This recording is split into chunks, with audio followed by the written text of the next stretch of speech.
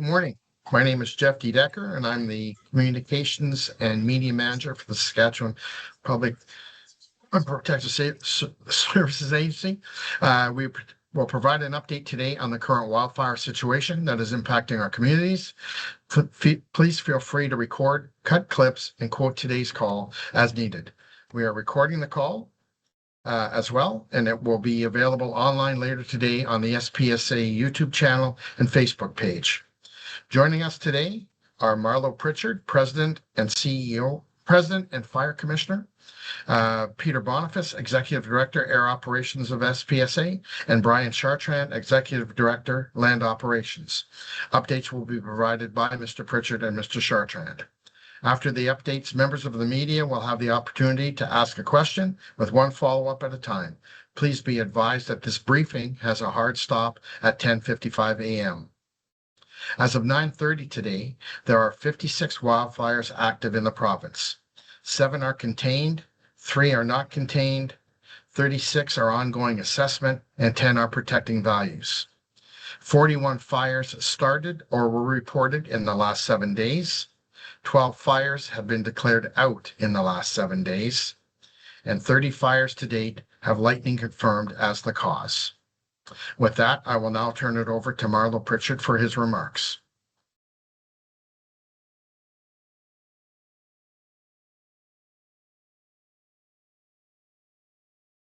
Good morning, everyone, and thank you for joining us today for the wildfire briefing.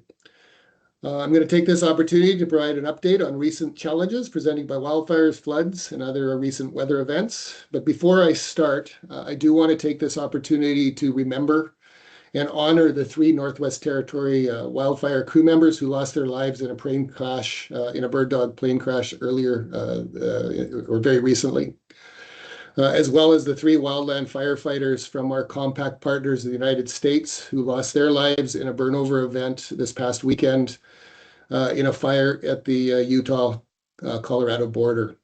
My thoughts, prayers are with the families and coworkers during this difficult time. And this also highlights the dangerous nature of this work and the actions of our brave women and men what they face each and every day combating wildfires in this province, and that the work that they do to help keep our communities safe. So going into the wildfires, Saskatchewan has seen an increase in wildfires recently, but the long periods of rain this month, along with dedicated efforts of local communities and SPS crews, have helped protect areas and keep damages to a minimum. Currently, there have been 192 wildfires to date, which is below the 5-year average of 222 and below the previous year of 309. We are not currently aware of any evacuations, but we do know that there are a few fires within the 20 kilometers or within 20 kilometers of communities that are having impact on smoke in those areas. The SPSA is in communication with Peter Ballantyne, PAGC, and the communities of Sandy Bay, South End, and Wollaston Lake.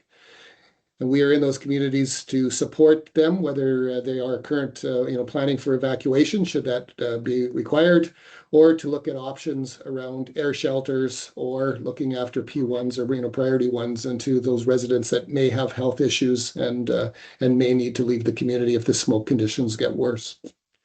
We have also activated or escalated the Provincial Emergency Operations Center to support the activities as we have seen increased fire starts across the province. SPSA has responded to 5 flooding incidents earlier this year, and we are aware and would like to highlight the high flow water advisory that was sent out by Water Security Agency earlier or late last week.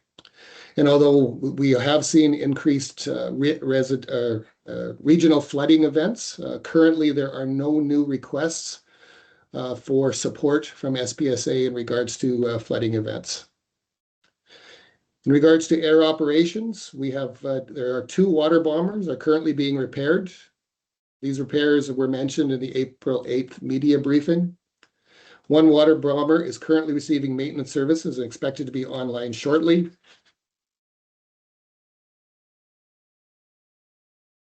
The agency is working with the manufacturer to expedite the work on these water bombers. as well as improve the speed of which we receive the necessary parts.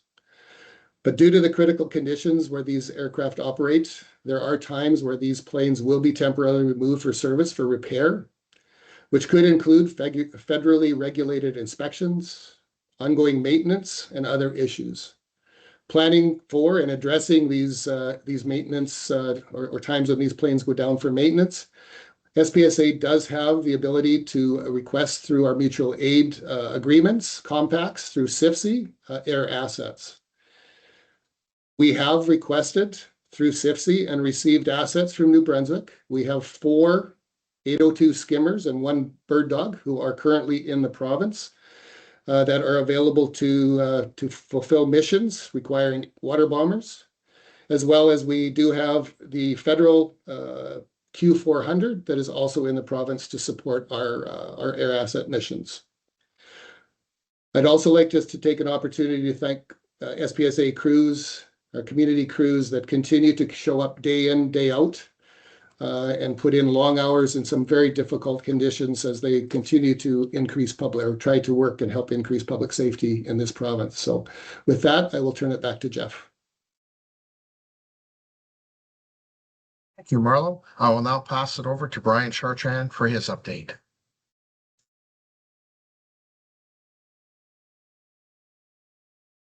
Thanks, Jeff.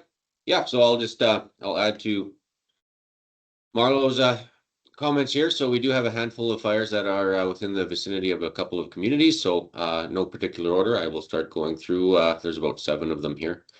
So first we have the Gulak fire, which is east of South End. It's at approximately 20 hectares in size, which started on June 25th. This was caused by lightning. And it's currently about 12 kilometers, as I mentioned, east of South End. Crews are working on that fire. There was a brief moment where we pulled them off because there is another fire just to the east of that fire, and due to the intensity of that fire over the weekend on Sunday, I was taking a bit of a run. So I'll move on to that fire, the SEIR01. That fire is approximately 2,500 hectares in size. It started on the 26th. Again, by lightning. It is 16 kilometers away from South End to the east. Crews are starting, we're starting to get crews and helipads put in, establishing line. We have conducted a backburn operations to contain it within natural barriers. There's lakes and rivers and just bare rock areas with no combustible fuels. So we successfully managed to do that backburn. It seemed to halt its progression towards the community. So we are starting to get resources put on that fire. In addition to consultations with the community leadership on just discussions on removing people and or values protection. But again, at this point, things are looking good. They have since stabilized and improved since Sunday as we get additional resources on that fire. In addition to the South End area, there is another fire of interest that we are monitoring at this time, the McDonald fire, which is south of South End. Currently, with our forecasted winds, the fire isn't going to be going towards the community, but it is a larger fire that is approximately 22 kilometers south of South End. So we are monitoring that, looking for pinch points and ways to contain that, just in case we do get a south wind. There's unlimited fuel northward towards the community. So looking for some strategies there. Again, 2,500 hectares in size, start date the 26th by lightning. Further south, the border fire, which is approximately 47 kilometers north of Creighton and Flin Flon. It's 9,100 hectares in size. It started on the 9th, and this one as well was lightning. In addition to Sandy Bay is another community that is 26 kilometers to the northwest of this fire. The border fire is burning. A majority of it is on the Saskatchewan side, but it is a fire that also is crossing the border into Manitoba. And right now, no threats to any communities, but we are conducting values protection on some cabins and lodges in the area. Next, we have the church fire. This is a fire that's rather close to a community. It's 3.5 kilometers from Sandy Bay. It's currently 12 hectares in size. It started on the 25th, and that one as well was started by lightning. Crews have been on that fire. They continue to work, and they don't anticipate any challenges with that fire. Good progress being made. We're hoping to have that under control here as soon as possible. Moving on, we over to the west side of the province, we have the Whitefish fire. It started on the 28th. It is at 18 hectares in size. Again, lightning start. The closest community to that fire would be 25 kilometers, and that would be St. George's Hill. Currently, good progress was made. We have that fire under contained status. We have crews and dozers on that fire, so we'll continue to work on that and have it suppressed. Next and last on my list, we have the Curse Lake fire, which is up north, just northeast of Wollaston Lake. It is approximately 21 hectares in size. It started on the 24th, and the cause, again, is lightning. The community of Wollaston Lake is approximately 19 kilometers away from this fire.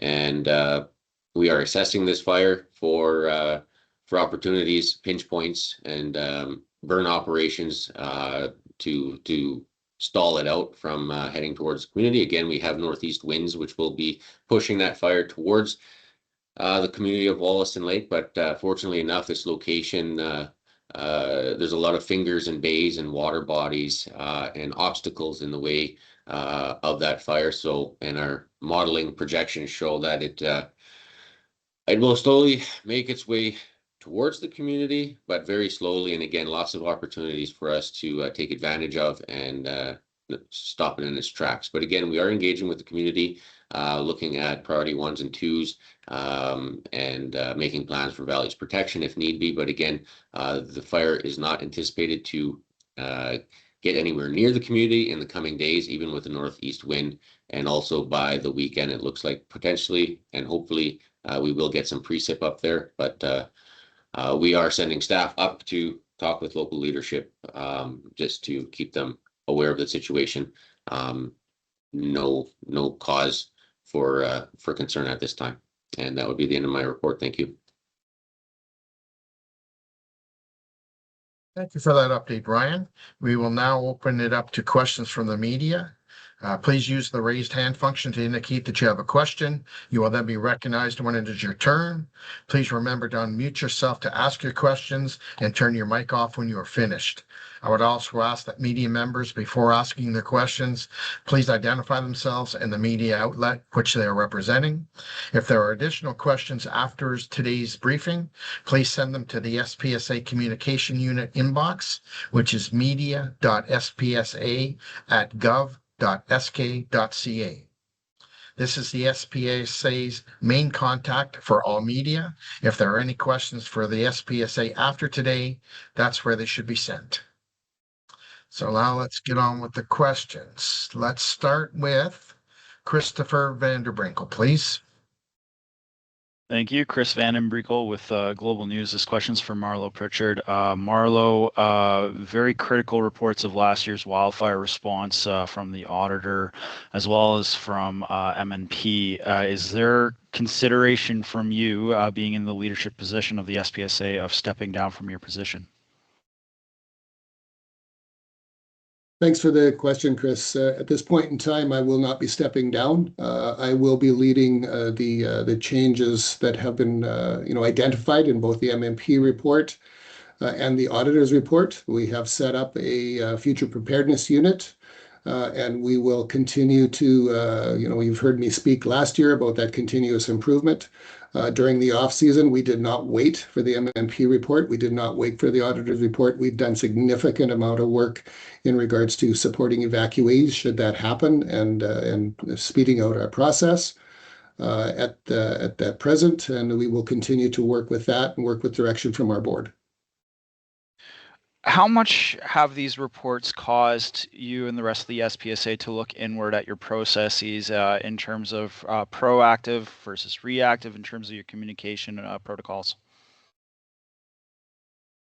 I would suggest that again, going back to the conversation, we did not wait for either one of these reports. We looked at our processes, but like any audit, it is an opportunity, a roadmap, as you can say, for success, because there's another set of eyes on our processes and how we can strengthen our responses. We have, in the off season as well, worked on our communication process, especially our presence in social media. I trust that you have seen some of that, and we will continue to expand that work with the communities, as well as work with across the province to ensure that no different than these briefings, that people are aware of the activities that are going on. And we will continue to work internally with our processes. There are, 11 recommendations through MMP report. There are 11 recommendations through the auditor's report. Some of them are similar, and with the future preparedness unit, and I expect that we will be looking at improvements in all of those areas. That's what we're working on, and that's what we're focusing on. Thank you. Thanks, Chris. We'll now move on to Susan from PA Now. Hi, I have two questions. One is based on the theme of the previous questions. Like, how are you noticing a difference from what you learned last year to how you deliver services or fight fires or coordinate the communication? Maybe I know Chris kind of touched on it, but I'm just wondering, like, specifically what's changed this year other than the social media, which I did catch that one. Thanks for the question there, Susan. I think there's a number of processes behind the scenes in regards to strengthening our reports, our documentation, which is of course an internal process, but the increased communication, the increased work with the communities around that, the initiation of the Provincial Emergency Operations Center, how those communicate across government and across into those impacted communities. Those are already in process. We have done a number of improvements in regards to supporting evacuees. Thankfully this year we have not seen a significant number of evacuations. But should that happen, we have done a number of improvements across the agency on how we can support in a more expedited fashion those financial supports for those individuals that are evacuated, as well as immediate support. So we've tested those. We're still in process of even strengthening them further, but those are some of those, I guess, the processes that we looked at immediately following the 2025 season, and that were reinforced through the MMP review. Okay.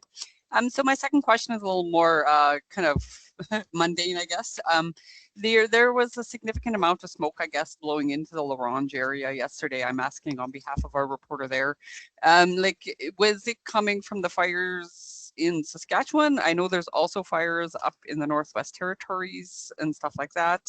So just wondering, if you can talk about that at all. I'll turn it over to Brian. Thanks, Marlo, and good question. But essentially, yes, those would be our fires. A lot of the larger fires to the northeast of La Ronge, that would be drifting in with the northeast winds that we've been receiving the last few days, and will continue to for the next couple of days as well, as this low front continues to move past the province and is now entering Manitoba. Such fires would be the Church Fire, Colt Fire, Hill Fire, McInnes Fire, and then also the ones I've mentioned earlier, the McDonald, Gulak, the SEIR-01, and the various other ones that would be up north of those locations as well. There's a large cluster of lightning-started fires within that vicinity of South End, and so that's what everybody would be experiencing there. Thank you. Thank you. Thank you, Susan. I'm going to go. We've got a couple of questions in the chat. The first one is from Kira Miller of CJWW. Can you talk about the difference in what's causing the fires compared to last season? Did we have many lightning starts last year, or were they mainly human caused? Have we seen any human caused fires so far this year?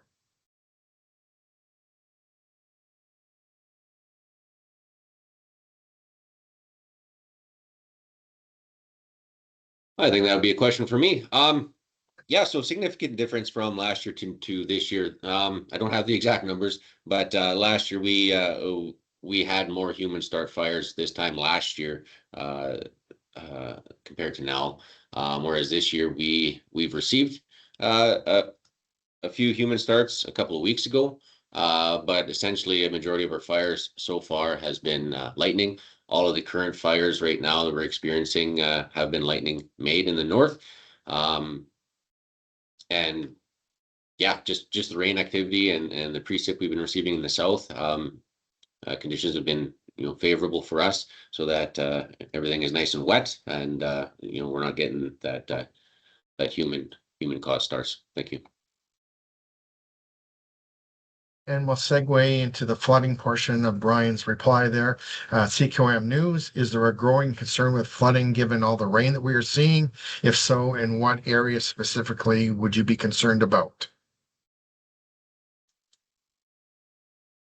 I'll jump in on this one.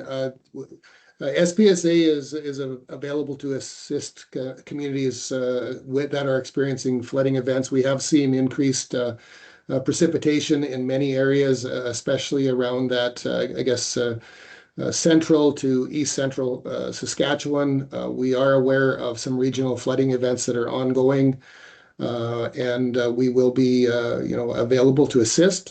We are currently not aware of, or we currently have not received any assistance requests, but we will assist if needed. As I mentioned earlier, the Water Security Agency did do a high water advisory last week, and we anticipate that with the continued precipitation that regional flooding will occur, but will be just available to assist. Thank you, Marlo.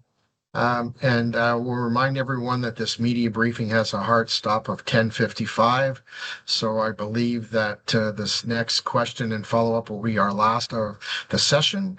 And as I mentioned earlier, if you have any questions further, please send them to the SPSA media inbox. We will now go to Jeremy. Hello, Jeremy Symes here with the Canadian Press. I'm just asking about the flooding. Just on the website, it says the SPSA is responding to 5 flooding incidents. Can you just elaborate on where those incidents are and what the SPSA is doing there? I'll turn that over to Brian.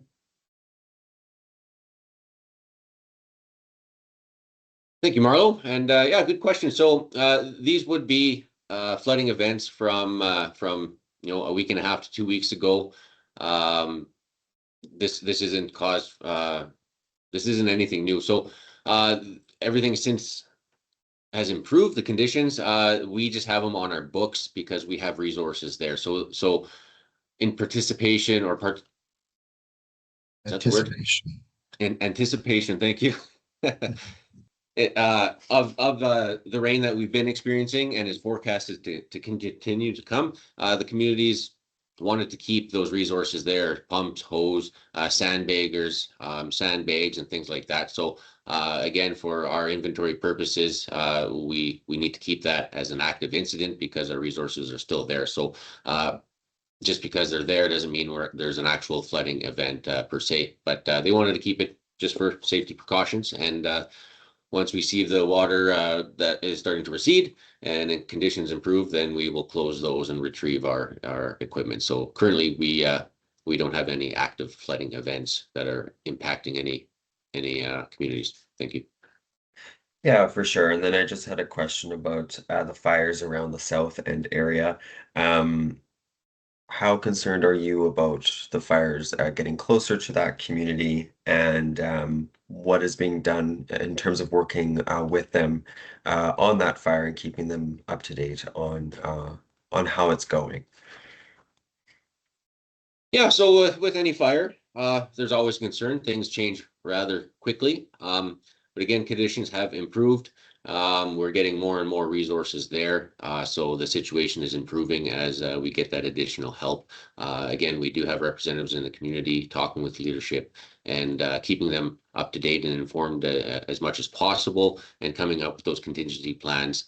Whether if it's going to be smoke issues, we can get air scrubbers up there and get those placed in community halls or arenas, large areas where the population can go and get some respite from the smoke effects. Otherwise, we also have Valley's protection equipment set up and available at the community as well. If these fires were to take a major run, we'll be doing that. But while conditions are, I wouldn't say the most favorable, but the fire activity has since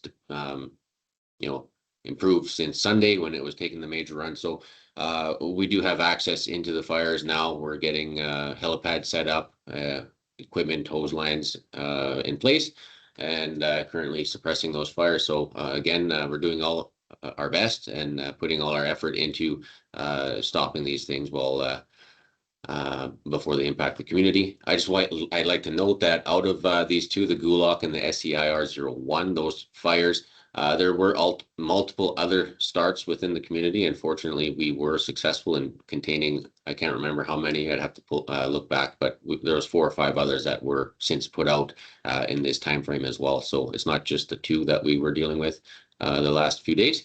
But again, we are actively engaging this fire the best we can with the resources we have at the moment. And modeling doesn't show it impacting the community anytime soon. So Okay, thank you. All right. Thank you for everyone attending. That concludes today's media availability.